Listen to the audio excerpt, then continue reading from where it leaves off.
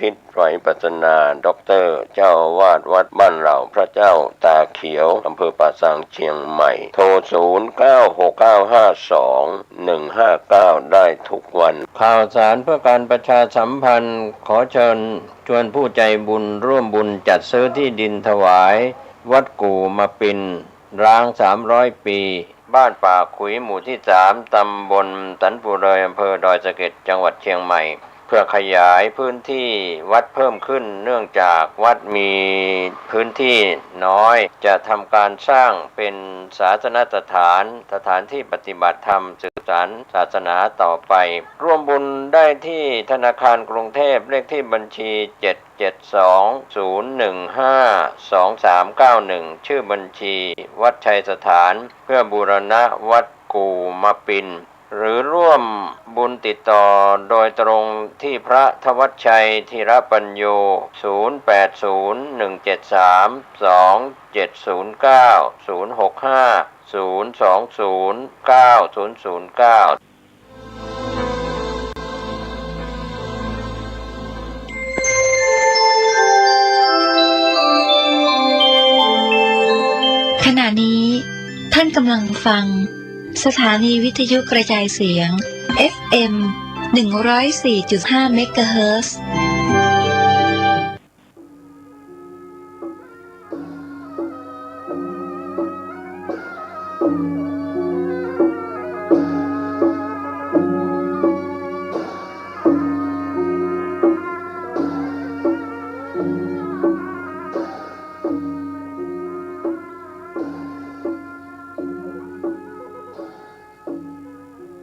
ขอความเจริญในธรรมและความสุขทางใจได้บังเกิดมีกับพ่อแม่พี่น้องลูกเต้าหลานเหลนวงศาคณาญาติผู้เจริญในศีลในธรรมทุกท่านตุลงได้มาขวายไปหน่อยขออภัยกับพี่น้องทั้งหลายเพราะว่ารายการเมื่อเจ้าทุกเจ้าได้มาออกอาการสดบ่ได้ใจเทพพร้อมใจกันไหวพระพุทธพระธรรมพระสงฆ์เพื่อให้ความเป็นสิริมงคลเกิดขึ้นกับตัวกับครอบครัวกับพี่น้องวงศาคณาญาติอะระหังสัมมาสัมพุทโธภควา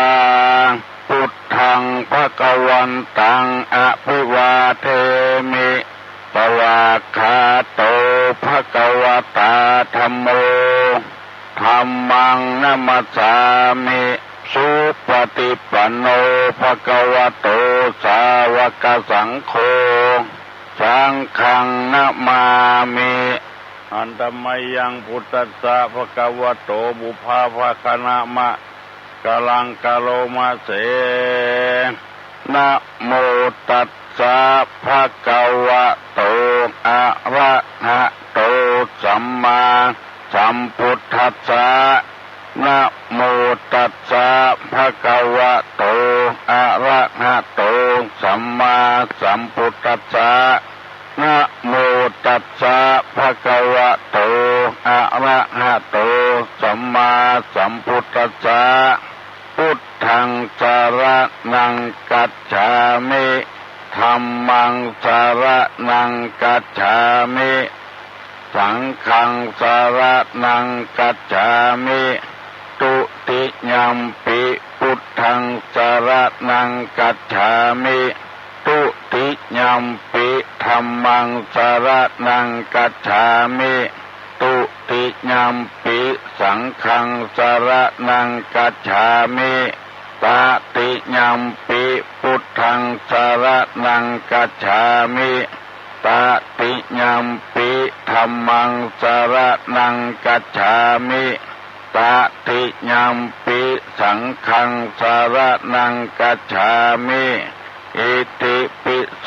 ภะคะวะอะระหังสัมมาสัมพุทโธวิชชาจารณะสัมปันโนสุขโตโลกาวิทูอนุตตโล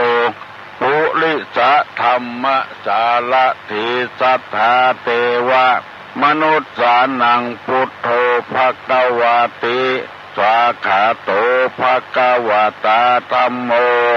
ส สันทิฏฐิโกอากาลิโกเอหิปัสสิโกโอปัญญิโกปัจจัตตังเวทิตโปวินโยหิติสุปฏิปันโนภะคะวะโตสาวกสังโฆอุจุปฏิปันโนภะคะวะโตสาวกสังโฆญาญะปฏิปันโนภะคะวะโตสาวกสังโฆ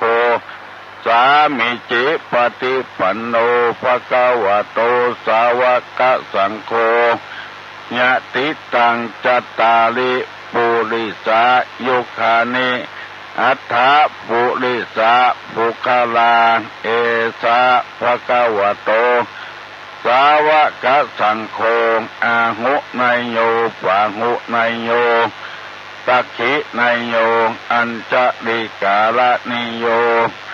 อนุตตะลังปุญญเกตังโลกัสสาติกับหนึ่งกับสองกับสามวันนี้ตุลุงจะได้นำเอาประวัติของสาวกของพระพุทธเจ้ามาเสนอคือพี่น้องทั้งหลายได้ฟังแถมตามที่มีคำขอร้องของอุบาสกผู้เจริญในศีลในธรรมท่านหนึ่งได้นำเอาประวัติของปัญจวัคคีย์ทั้งห้ามาเสนอคือพี่น้องทั้งหลายได้ฟังแล้วคือโกณฑัญญะวัปปะพัทธิยะมหานามะอัสสชิเรียบร้อยไปแล้ววันนี้จะเอาประวัติของพระยศกุลบุตรพระยศเป็นสาวกองค์ที่6ของพระพุทธศาสนาพระยศนี้มีประวัติย่อน้อยเดียวบดายคือว่าเป็นลูกของเศรษฐีพระยศนี่นะยศตัวนี้คือยอยักษ์กับสอเสืออ่านยศก็ได้พระยศก็ได้และก็คำเดียวตุลุงจะถามพระยศนี่เป็นลูกของไผเป็นลูกของเศรษฐีในเมืองปาราณสีพุ่นซึ่งมีเฮือน3 หลังเป็นที่อยู่ของ3 ฤดูพระยศนี่อยู่เมืองสาวัตถีพุ่นเมืองปาราณสีพุ่นที่ป่าอิสิปตนะมิคลวันที่ปัญจวัคคีย์ทั้ง5อยู่เป็นเมืองปาราณสีตามเรื่องได้เล่าว่าในสมัยนั้นเป็นฤดูฝนเพราะว่าเป็นฤดูเข้าพรรษาพระยศกุลบุตรอยู่ในปราสาทหลังที่ฤดูฝนมีสตรีเนี่ยไม่หญิงเนี่ยมาประคมดนตรีบำรุงบำเรอความสุขคืนวันหนึ่งพระยศกุลบุตรนี่นอนหลับก่อนหมู่บริวารเพราะพวกหมู่นั้นนอนหลับที่หลังนอนหลับดึกแสงไฟที่สว่างอยู่นั้นทำให้ยศกุลบุตรตื่นขึ้นมาตอนใกล้จะรุ่งพอหันว่าบริวารของตนที่เป็นแม่หญิงนั้นนอนหลับ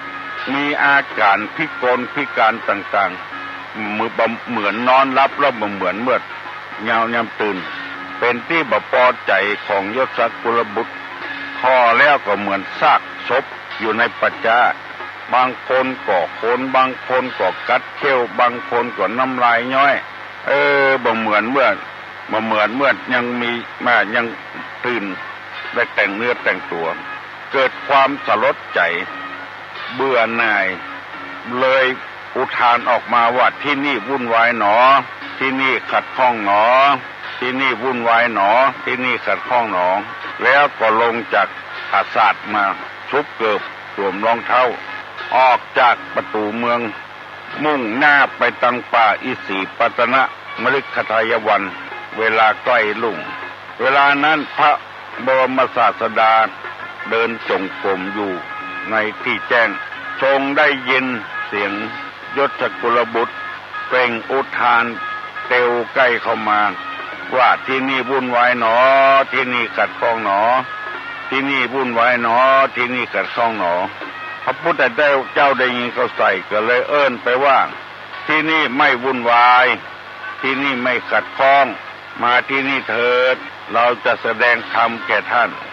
ยศสกุลบุตรได้ยินเสียงเรียกอย่างนั้นแล้วจึงถอดรองเท้าเดินเข้าไปถวายบังคมนั่งณที่สมควรแห่งหนึ่งพระพุทธเจ้าตรัสธรรมเทศนาชื่อแก่ยศสกุลบุตรชื่อว่าอนุบุพิกถาเพื่อที่จะฟอกจิตใจยศสกุลบุตรให้ห่างจากความยินดีในกามต่อมาพระองค์ทรงแสดงอริยสัจสี่ยศสกุลบุตรได้ดวงตาเห็นธรรมเป็นพิเศษณสถานที่นั้นในภายหลังพิจารณาภูมิธรรมที่ตนได้หันแล้วจิตก็พ้นจากอาสวะกิเลสบยึดมั่นถือมั่นด้วยอุปทานส่วนมารดาของยศสกุลบุตรคือนางสุชาดาผู้เคยถวายเข้ามัทุปญาตเพื่อแก่พระพุทธเจ้าก่อนตรัสรู้นั้นพอรุ่งขึ้นมาก็ขึ้นไปบนเรือนขึ้นไปบนตึกบหันลูกของตนจึงบอกให้แก่เศรษฐีผู้เป็นสามีคือทราบเศรษฐีก็เสาะหาลูกของตน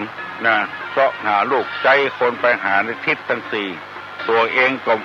ก็เตียวไปตามทางอีกทางหนึ่งแต่บังเอิญมุ่งไปสู่ป่าอิสีปัตนะมฤคทายวันหันเกิบหันรองเท้าของลูกชาย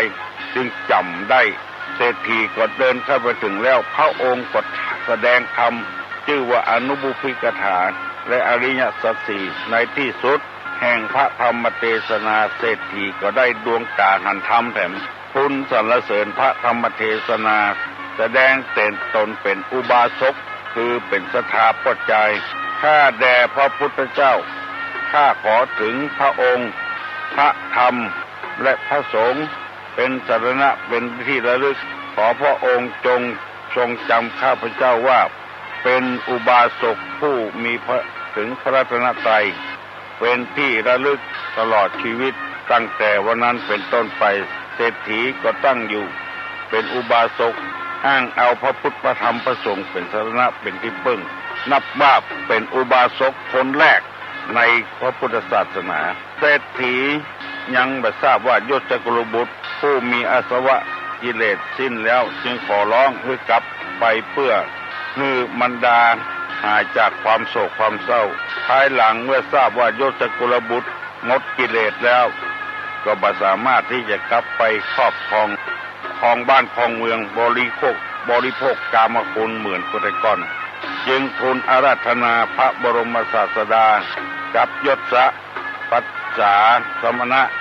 ตามเสด็จรับบิณฑบาตในเวลาเช้าพระองค์ทรงรับพร้อมด้วยอาการดุษฎีภาพเศรษฐีทราบว่าพระองค์ทรงรับนิมนต์จึงลุกขึ้นจากที่นั่งถวายอภิวาทกระทำประทักษิณแล้วก็หลีกไปเมื่อเศรษฐีกลับไปแล้วยศสกุลบุตรจึงขอบรรพชาอุปสมบทกับพระบรมศาสดาพระพุทธเจ้าก็อนุญาตให้เป็นภิกษุด้วยกรรมว่าเธอจงภิกษุมาเถิดทำอันเรากล่าวดีแล้วเธอจงประพฤติธรรมประพฤติพรหมจรรย์เถิดในที่นี้บ่ได้บอกว่าเพื่อจะทำให้ถึงที่สุดแห่งทุกข์โดยชอบพระยศได้ถึงที่สุดแห่งทุกข์คือได้บรรลุเป็นพระอรหันต์แล้วรุ่งขึ้นเจ้าวันหนึ่งพระพุทธเจ้าพระยศปัจฉาสมณะได้ไปตามเสด็จพระสัมมาสัมพุทธเจ้าไปเรือนของเสด็จทรงแสดงธรรมเทศนาชื่อว่าอนุบุพิกถาและอริยสัจสี่แก่สตรีทั้งสองคือมารดาและภรรยาของพระยศปรากฏว่าสตรีทั้งสองได้ดวงตาเห็นธรรมแสดงตนเป็นอุบาสิกาถึงพระพุทธเจ้าพระรัตนตรัยคือพระพุทธพระธรรมพระสงฆ์เป็นที่พึ่งภายหลังสตรีทั้งสองนี้ขอเป็นอุบาสิกาเกิดขึ้นในโลกก่อนกว่าผู้ใดเมื่อเสร็จภารกิจแล้วตรัสเทศนาสั่งสอนคนทั้งหลายชนทั้ง3คนแล้วจึงเสด็จกลับป่าอิสีปัตนะมฤคทายวันก็แสดงว่านอกจากได้พระภิกษุ6 รูปแล้ว ได้อุบาสกคนแรกในทางพระพุทธศาสนาและได้อุบาสิกาทั้ง2 คนคือแม่ของพยศกับภรรยาของพยศเป็นอุบาสิกาของคนแรก2 คนแรกในพุทธศาสนาการบำเพ็ญประโยชน์นั้นการอุปสมบทพยศในครั้งนั้นถือว่าเป็นสิ่งสำคัญมากเพราะว่าเป็นสิ่งที่อำนวยประโยชน์สุขเพื่อแก่หมู่ชนเป็นจำนวนมากเพราะว่าท่านยังสามารถชักจูงผู้อื่นเข้ามาอุปสมบทเช่นสหายของพยศ54 คนที่ได้เข้ามาอุปสมบทเป็นภิกษุในทางพุทธศาสนาอาศัยท่านได้เป็นกำลังสำคัญที่ช่วยประกาศพระพุทธศาสนาในตอนปฐมสมโภชอีกองค์หนึ่งเมื่อดำรงอายุสังขารสมควรแล้วก็เข้าสู่นิพพานเลยอันนี้ประวัติของพยศยัสสกุลบุตรที่มีอุบาสกท่านหนึ่งต้องการใครได้ยินตุลงก็จะได้นำมาเล่านื้อในโอกาสต่อไปครับคือท่านทั้งหลายได้ฟังสนองความต้องการของผู้ใครได้ยินก็ได้ฟังในเรื่องต่างๆอนุปุพิกถา5คือทำมาอย่างคือทานกถาศีลกถาสักกกถาหมู่นี้เป็นต้นกล่าวถึงทานกล่าวถึงศีลกล่าวถึงสวรรค์การทานนั้นเป็นการอุดหนุนเกื้อกูลซึ่งกันและกันเพราะว่าธรรมชาติก็มีการให้แก่คนเฮาทุกวันนี้เช่นดินน้ำไฟลมต้นไม้ทุกวันนี้มันให้แก่คนแก่สัตว์ดินก็ให้ประโยชน์กับคนคือการเสียสละของดินจะอยู่จะกินจะขี้จะเยี่ยวจะนั่งจะนอนอาศัยดินทั้งนั้นคือดินเป็นผู้แก่คนแก่สัตว์แก่ต้นไม้น้ำจะกินจะอาบซักผ้าซักครัวล้างถ้วยล้างจานทุกอย่างใช้น้ำยารักษาโรคถึงวันนี้ก็ผสมกับน้ำปั้นเป็นแก่นเป็นก้อนต้มเพื่อรักษาต้นคนรักษาต้นไม้สิงสารสัตว์ไฟคือแสงพระอาทิตย์ก็ต้องอาศัยทุกวันถ้ามืดไปเหตุตลอดเวลาบ่มีแสงพระอาทิตย์คนหันนี้ก็จะอยู่ไปได้แต่ว่าจะเป็นอากาศที่หายใจถึงวันนี้เฮาต้องอาศัยอากาศเป็นคนฮื้อเฮาผู้ยังดินน้ำไฟลมถ้าหมดอากาศหายใจแล้วคนก็อยู่บ่ได้สิ่งสารสัตว์ก็อยู่บ่ได้ต้นไม้ก็อยู่บ่ได้สิ่งมีชีวิตอยู่บ่ได้เฮาหายใจเข้าหายใจออกถึงวันนี้เฮาบ่ได้คิดว่าอากาศเป็นประโยชน์แก่เฮาลมเป็นประโยชน์แก่เฮาบางคนหัวใสอัดเอาออกซิเจนเป็นอากาศไว้ใส่ถังไว้ให้คนป่วยได้เอาสุกหูดังหายใจเพราะว่าร่างกายขาดออกซิเจนต้องอาศัยออกซิเจนชั่วโมงหนึ่งที่โรงพยาบาลเพิ่นจะคิดชั่วโมงหนึ่ง50 บาทสำหรับใช้ออกซิเจนลมหายใจเสี่ยงเงินเสี่ยงทองเขาเป็นมีบุญคุณหมดเพราะฉะนั้นชาวพุทธทั้งหลายจึงมีการบูชาน้ำลอยกระทงนี้เป็นต้นเพราะเพิ่นให้บูชาลมปล่อยว่าวปล่อยอย่างอากาศเพราะหมู่นี้เป็นคนให้อธิบายละเอียดไปกว่านั้นต้นไม้ก็เป็นประโยชน์กับคนผลไม้ผักกาดกะหล่ำหมู่นี้เป็นประโยชน์กับเฮาหมดเพราะว่าเฮาให้มันก็ให้น้ำให้ปุ๋ยปลูกมันแล้วก็มันก็ให้เฮาให้เป็นอาหารขายเอาเงินเอาทองไปซื้ออย่างอื่นหมู่นี้คือการให้กันทั้งหมดเพราะนั้นการทานนี้พระพุทธเจ้าถือว่าเป็นเรื่องสำคัญอนุบุพิกถา5มิตานะคือการให้กันพ่อแม่ให้ลูกให้เต้าลูกเต้าก็ต้องตอบแทนบุญคุณของพ่อของแม่เพราะว่าทุกอย่างมันมีให้กันไปให้กันมาบางคนบอกเข้าใจเรื่องตานะก็คือให้ไปไหนมาไหนได้ก็เพราะว่าการให้ซึ่งกันและกันแต่งรถขึ้นมาก็ให้รถใจรถไป ไปมาก็ลดก็ให้เข้าใจนี่คือการทานทั้งนั้นได้อธิบายพอย่อๆให้พี่น้องทั้งหลายฟังเพราะว่าวันนี้เวลาเลยไปถึง15 นาทีวันก่อนตุลุงได้นำเรื่องต่างๆมาเสนอวันนี้จะได้นำเอาคำว่าจ้างตายตึงตัวเอาใบบัวมาห่อก็ว่าเสนอไปแล้วลืมไม่เห็นละจ้างตายตึงตัวเอาใบบัวไปห่อฮัลโหลสวัสดีครับครับน้องอาร์มนะครับวันนี้น้องจะไปที่ดอยอินทนนท์เข้าค่ายครับมานอนปุ้นครับ2 คืนครับหนาวเนอะเนาะครับเตรียมผ้าห่มไปตัวเนอะน้องเลยมาบอกตัวอุ้ยครับบอกว่าจะไปปุ้นเนาะขอพรตัวอุ้ยด้วยครับของวิตาได้เดินทางได้ปลอดภัยในลูกเนอะขอบคุณครับของนึกมีสติปัญญาเฉลียวฉลาดเนอะหนาวพ่องเนอะอดเอาเนอะลูกเนอะไปในโรงเรียนดอนแก้วไปครับโรงเรียนดอนแก้วก็ไล่เป็นโรงเรียนที่ติดอยู่ข้างน้ำปิงมาถึงนครสวรรค์บ่ครับเป็นเลือกเอาน้องอามไปกับเพื่อนน้อง2 คนครับเก่งเนาะครับ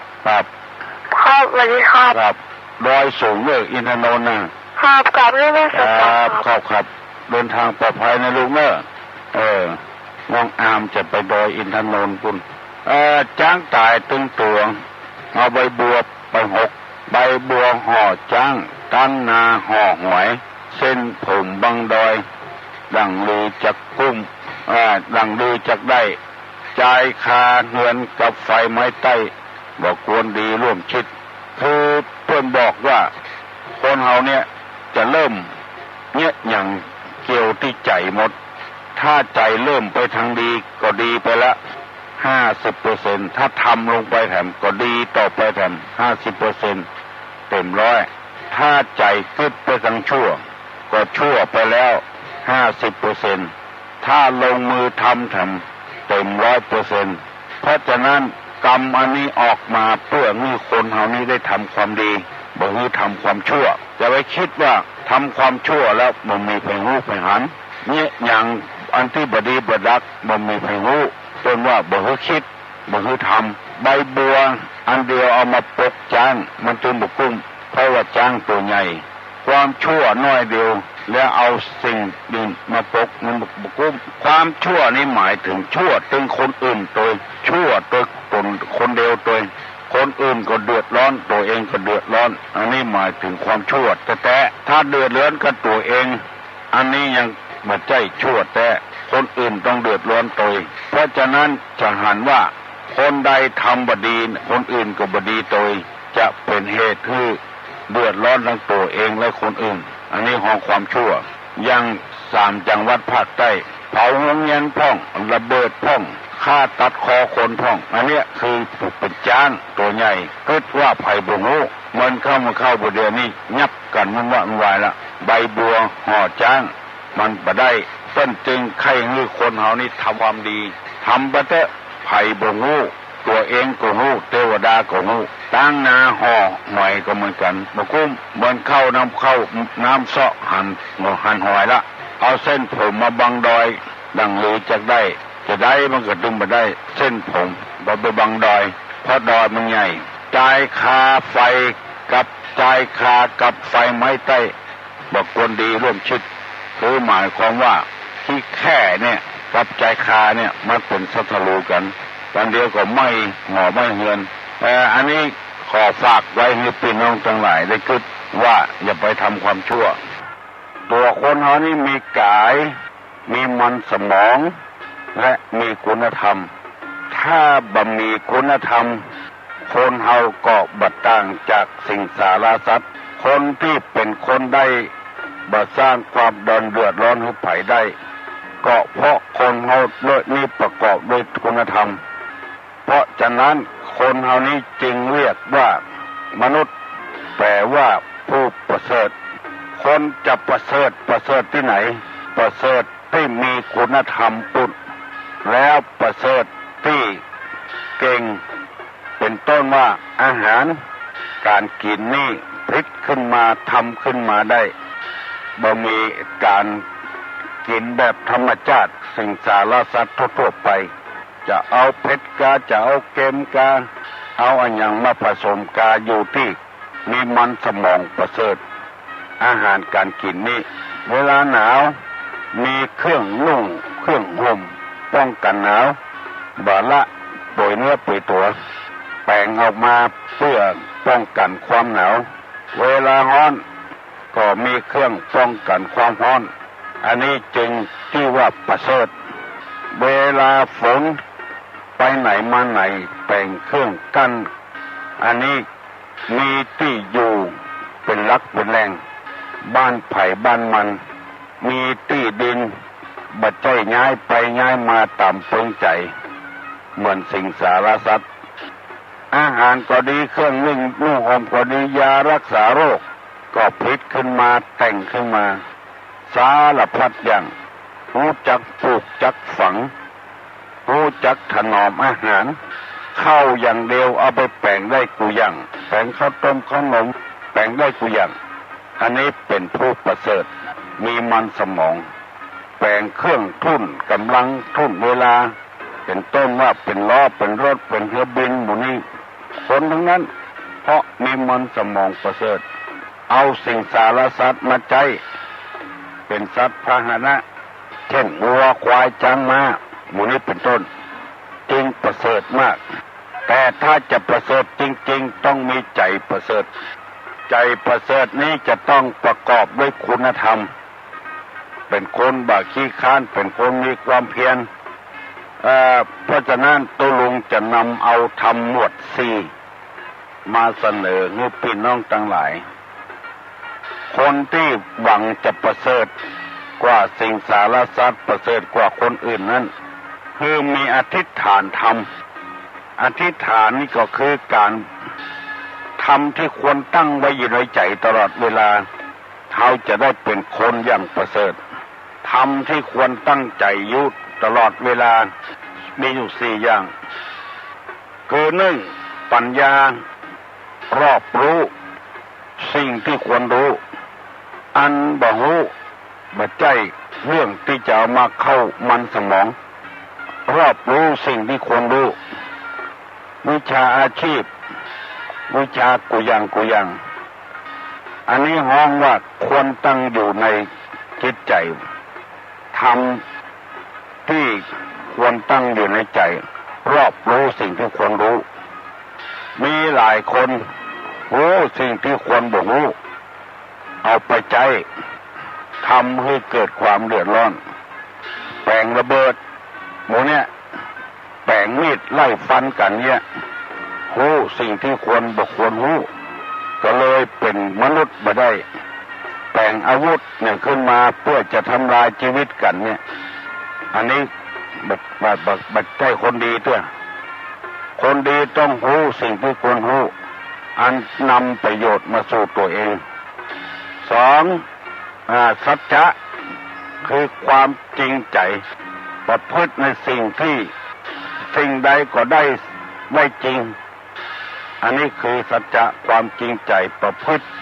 สิ่งใดก็ได้จริงอันนี้เรียกว่าสัจจะอันสัจจะนัดกันไปบุกไปตีปุ่นไปหั่นไปนี่อันนั้นบัดใจสัจจะตัวนี้บักควรอธิษฐานไว้อธิษฐาน1ปัญญา2สัจจะ3จาคะสละสิ่งที่เป็นข้าศึกแก่ความจริงใจจาคะนี่คือสละสิ่งที่เป็นข้าศึกแก่ความจริงใจอันใดบ่จริงใจนั้นบ่ควรสละอันที่เป็นข้าศึกของความจริงอันนั้นเรียกว่าจาคะสละสิ่งที่เป็นข้าศึกแก่ความจริงใจอันใดที่จะนำมาสร้างความเดือดร้อนสละมันไปเป็นข้าศึก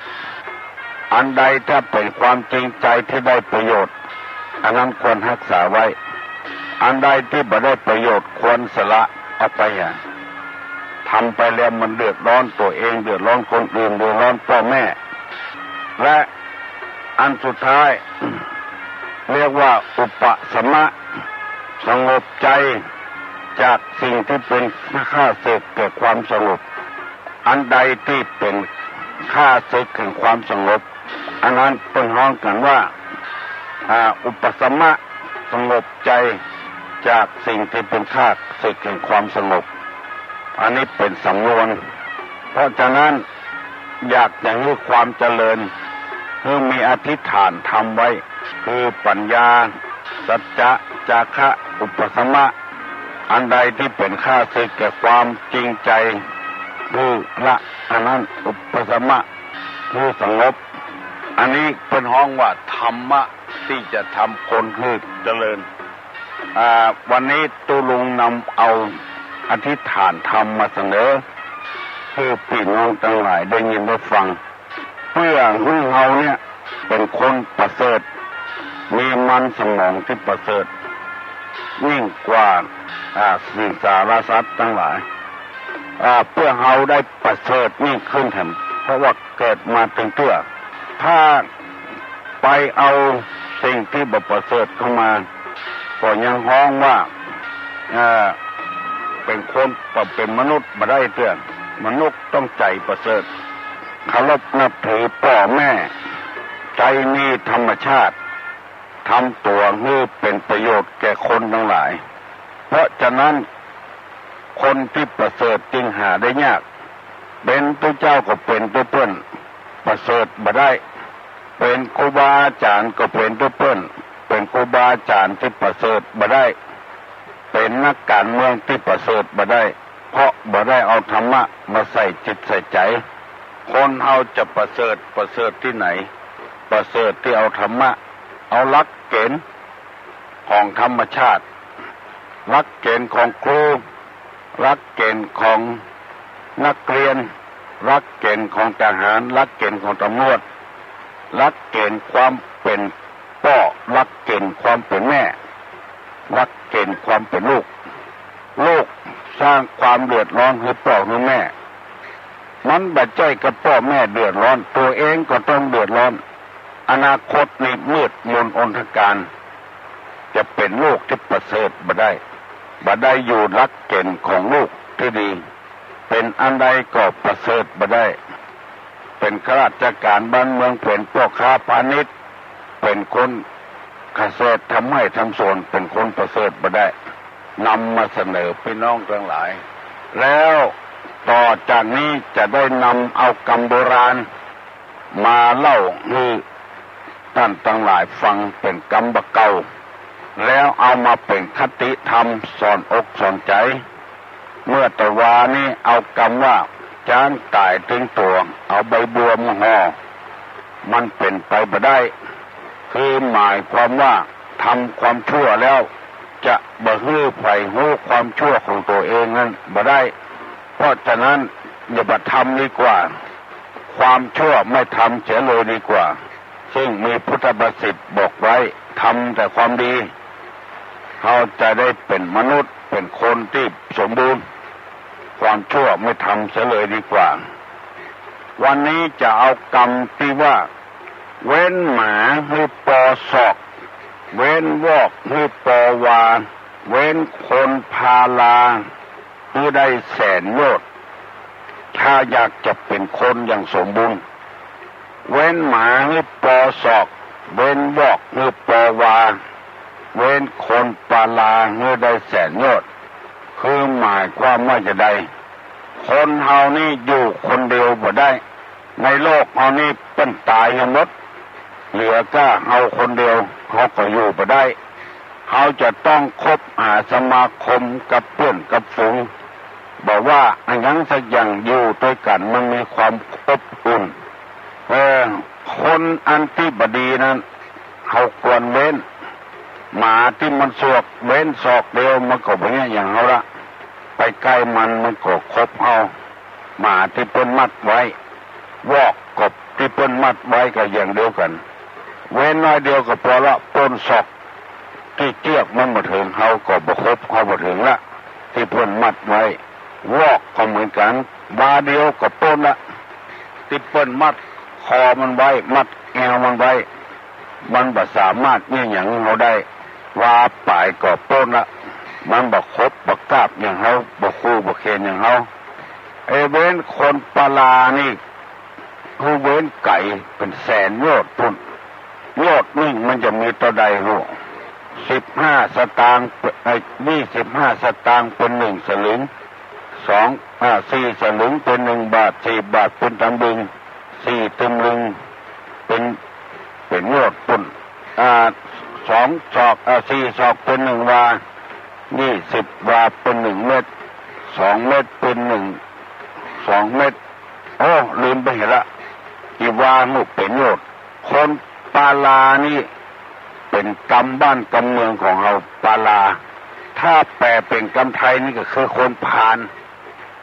คนพาลนี่ก็คือคนบดีศีล5 ข้อบ่มีสักข้อปานาอทินากาเมมุสาสุราเอาหมดมันมีศีลสักข้อมันมีมนุษยธรรมสักข้ออันนี้เป็นเขาว่าคนพาลถ้าหลีกได้อย่าก็หลีกปุ่นแสนยอดปุ่นจะไว้หลีกใกล้ถ้ามันติดเขาแล้วเขาก็จะติดตัวมันไปพอละอ่อนที่คบกันบดีสร้างแต่ความบดีติ๊กสร้างความเดือดร้อนเปิ้นบอกว่าคบคนให้พอหน้าซื้อผ้าให้พอเนื้อพอสีแบบพอเหี่ยก่อนแล้วไปคบไปเลย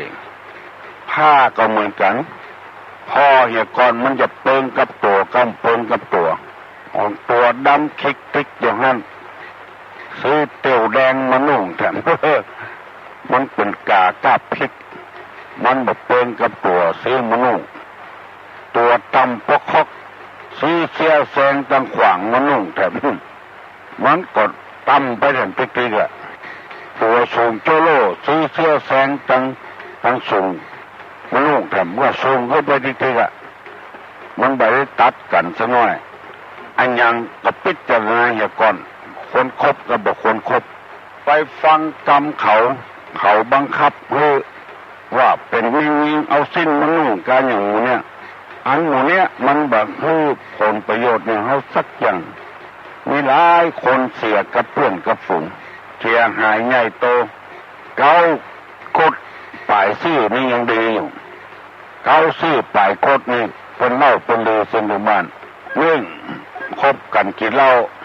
คบกันสูบบุหรี่ซบกันเอี่ยวเมื่อคืนอันนี้เป็นอบายมุขทั้งหมด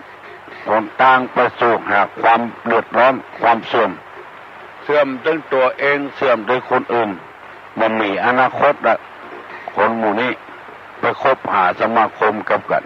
บัดเดี๋ยวนี้คนเฮาปราศจากศีลปราศจากธรรมคือบ่ฮู้ศีลบ่ฮู้ธรรม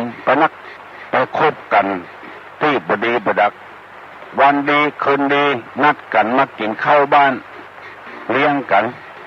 กินก็เข้ายังหมดพอเอาเหล้ามากินแทนเอามูลีมาสูบกันเนี่ยกินบ้านแล้วบ่พอใจออกบ้านไปโดยกันเป็นหมู่นะเนาะไปตามร้านอาหารต่างๆทั้งร้านก็อบายมุขบ่จะกินข้าวอย่างเดียวมีอย่างอื่นด้วยแถมเป็นเอดตายกันเพื่อกับอันเนี้ยบ่เว้นคนพาลาบุญไปคบมันอยู่ติ๊กๆอันนี้เป็นสุภาษิตของคนโบราณเพิ่นได้กล่าวไว้ว่าให้ลูกให้หลานอันจะเกิดมาแถมอนาคตไปหน้าเนี่ยคือตั้งอยู่ในศีลกินอยู่ในธรรมตัวเน้อได้จะมีความสุขที่ว่านั่นก็คือถ้าเว้นศอกก็คือเว้นหมาก็คือปอศอกปละก็มีอันตรายต่อใดวอกก็ปละอันคนพาลานี่คนพานี่เขาเว้นไก่ที่สุดอย่าไปคบหาสมาคมกับเขามันบ่เป็นประโยชน์อะไรอย่างสักอย่างเกิดมาตึงจาดเสียจาดมัดบ่คบไผ่ก็บ่ได้ต้องคบถ้าจะคบก็คบบัณฑิตนักปราชญ์ผู้งูผู้ฉลาดได้กำหูกับเปิ้นได้เงินได้ทองกับเปิ้นได้หลายอย่างเพิ่นจะแนะนำพร่ำสอนวิชาอาชีพสารพัดอย่างให้เฮาส่วนมากนี่แบบไปคบกันคนหมู่นี้กลัวเปิ้นกลัวยังบ่พอจังเบิ้นตักหักค คบคนดีเป็นสีแก่ตัวคบคนชั่วทำให้เสียสง่าราศีหมดจมด้วยกันหมดเป็นนักเรียนเตื้อกระจัดดีไปคบกับหมอนั่นหมอนี่แล้วไปกันใหญ่แล้วพ่อแม่ใจอ่อนใจจางเป็นตัวเจ้าพันเนรคนที่มันห้ำมันเฮียนนี่บอกไปคบอันธพาลพุ่นเสียอนาคตหมดให้ลูกให้หลานได้ฟังเถอะกรรมคนเฒ่าคนแก่เป็นว่าไว้เว้นหมาเว้นปอศอกเว้นวอกปอวาเว้นคนปลาได้แสนยอดเว้นไก่จะไปคบหาสมาคมกับมันปางเดือดร้อนปางวุ่นวายอย่างที่3 จังหวัดภาคใต้ไปคบกันเพื่อนเอาเงินไปคบหาสมาคมกันพองูเข่งยังคบมามูติดจนไปคบหาน่ะหัวนำเอาข่าวมูนี้ไปบอกรัฐบาลเอาปืนมายิงมาฆ่า9 ครอบครัวเดียว9 คนป่วยก็มีตายก็มีเพราะไปคบคนเหล่านั้นคบคนพาลยังแบบปลอมมานาบโทษว่าตำรวจทหารเป็นคนฆ่าตัวแถมมันปาพิษปฏิกิริยาปาผลไปเลือดเดือดปฏิกิริยาอันนี้นำมาเสนอให้พี่น้องทั้งหลายได้ฟังเพื่อจะได้เอาเป็นคติเตือนอกเตือนใจคบการทำมาค้าขายการทำให้ทำสวนหมู่นี้ก็ควรคบกันอยู่คนเดียวบ่ได้ต้องคบหาสมาคมต้องมีเพื่อนมีฝูงมีพี่มีน้องจะต้องปรึกษาหารือกันฟังไว้อย่างเนอะพี่น้องทั้งหลายตัวรู้นำมาเสนอนี่บ่เป็นพิษเป็นภัยกับไผบ่ต้องการให้ไผจังมันก็เป็นไปบ่ได้อย่างกำเปิ้นว่านะเฮิบเปิ้นฮักยากนักจักหวังเฮิบเปิ้นยังกำเดียวก็ได้แต่ว่าลองพิจารณาให้ทวนทีที่จะจังกันที่บ่ชอบกันกรรมที่นำมาเสนอนี่เป็นกรรมที่นำผลประโยชน์มาสู่ตัวพี่น้องสืบเจ้าเจ้าบ้านบัดเดียวนี้เวลามันยังเหลืออยู่น้อยอยู่จะได้นำเอากรรมหมู่นี้มาถามผู้ที่เคยฟังตุลุงในหมวด4เนี่ยจะถามว่าคนที่หวังความเจริญมาสู่ตัวจะต้องประกอบด้วยธรรมอะไรอย่างคนที่หวังความเจริญมาสู่ตัวจะต้องประกอบด้วยคุณธรรมอะไรอย่างที่ตุลุงอธิบายให้ฟังหมดแล้วใครได้ลงตอบตุลุงมาแล้วคนที่หวังความเจริญมาสู่ตัวเองสู่ครอบครัวสู่เพื่อนบ้านใกล้เรือนเคียงสู่วัดสู่วาสู่สังคมความเจริญนี้ไม่ได้หมายถึงความเจริญวัตถุลืมไปแล้วก็วุฒิธรรม4 ประการนะประกอบด้วยวุฒิธรรม4 ประการ1สัพพุริสังเสวะคบสัตบุรุษคบผู้ดีอันประพฤติชอบด้วยกายวาจาใจคนเนี้ยเป็นคนดีนี่ไม่ใช่คนรวยนะคือจำไว้ไม่ใช่คนรวยมีเงินมีทองเหลือกินเหลือใจนะคนดีนี่ไม่ใช่คนมีมันสมองเปลือกปาดเปลืองเฮียน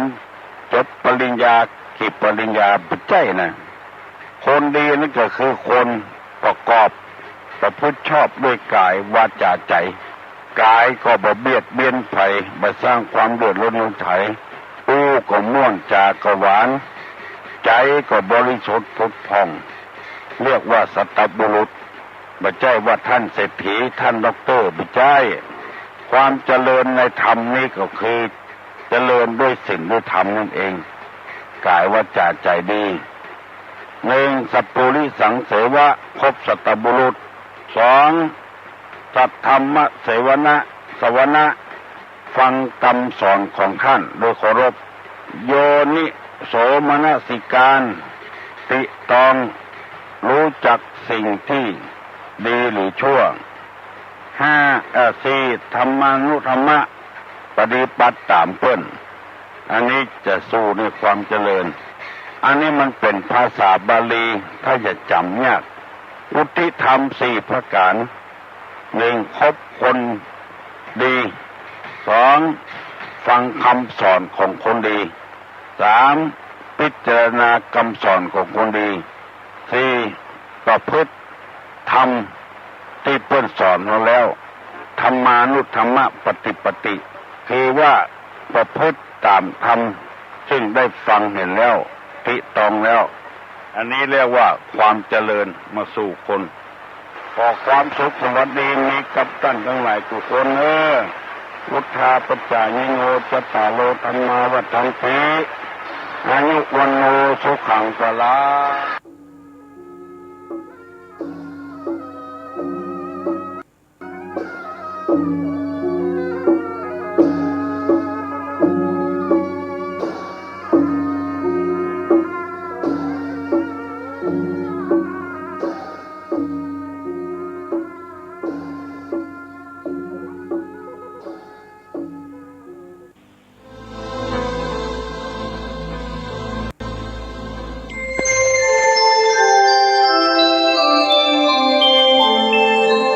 ขณะนี้ท่านกำลังฟังสถานีวิทยุกระจายเสียงพระพุทธศาสนา FM 104.5 เมกะเฮิรตซ์ข่าวสารเพื่อการประชาสัมพันธ์ขอเชิญชวนผู้ใจบุญร่วมบุญจัดซื้อที่ดินถวายวัดกู่มาปินร้าง300 ปีบ้านป่าขุยหมู่ที่3ตำบลสันปุเรยอำเภอดอยสะเก็ดจังหวัดเชียงใหม่เพื่อขยายพื้นที่วัดเพิ่มขึ้นเนื่องจากวัดมีพื้นที่น้อยจะทำการสร้างเป็นศาสนสถานที่ปฏิบัติธรรมสืบ